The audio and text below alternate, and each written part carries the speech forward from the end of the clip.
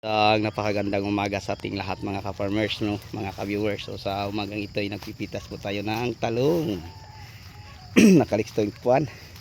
So ito ang silbi pangalawa nating harvest mga ka-farmers, no? Sa ating talong. Kung saan marami na tayong mga bunga na ating makikita po, no? Sa ating mga talong mga ka-farmers. Ayan na po ang ating mga talong. Marami ng mga malilit na bunga.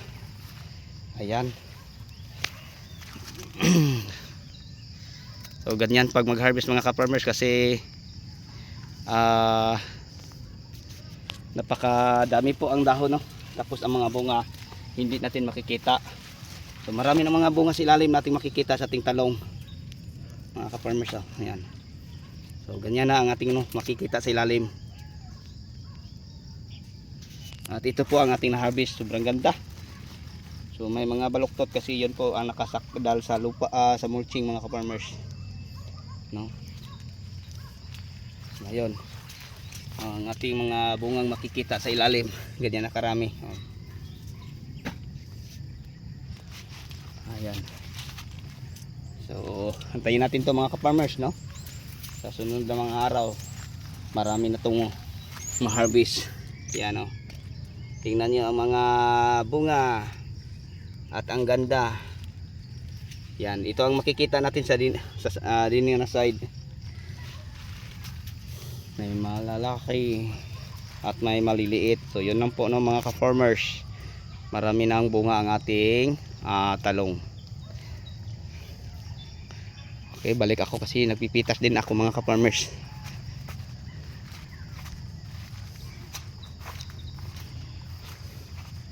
So ito po ang ating pinagpaguran na mga talong mga ka-farmers, kung saan may mga bunga na, no? Yan, no? Daming makikita nating mga bunga sa ilalim. Ayan. So dahil sa sobrang kapal mga ka-farmers, hindi lang natin mapapansin ang mga bunga, no? So basta marami ng bunga mga ka-farmers, yun lang po ang mai-share ko sa inyo. At may update sa sa umagang ito. Ayan. Tapos din sa isang linya, ganyan din ang ating mga makikita mga bunga, pag ibaba natin ang camera. Pag dyan tayo sa taas, hindi tayo makakita, no? So yan lang mga ka-farmers, mga ka-viewers, hanggang dito na lang. So nag-harvest kami sa pangalawang harvest ngayon sa ating talong. So hindi pa to siya masyadong marami, no? Kasi pangalawa pa lang mga ka-farmers. Tapos ang bunga ay pa isa-isa pa lang ang malalaki, hindi sila magkasabay. So yan na po. So buting mga ka-farmers, ang magang ito wala nang ulan, no? Wala nang ulan.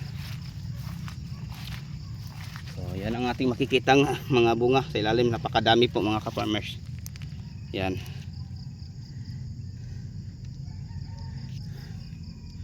So ang ating 50 days na talong. Okay, so sa inyo lahat, hanggang dito na lang po. Maraming salamat. Thank you.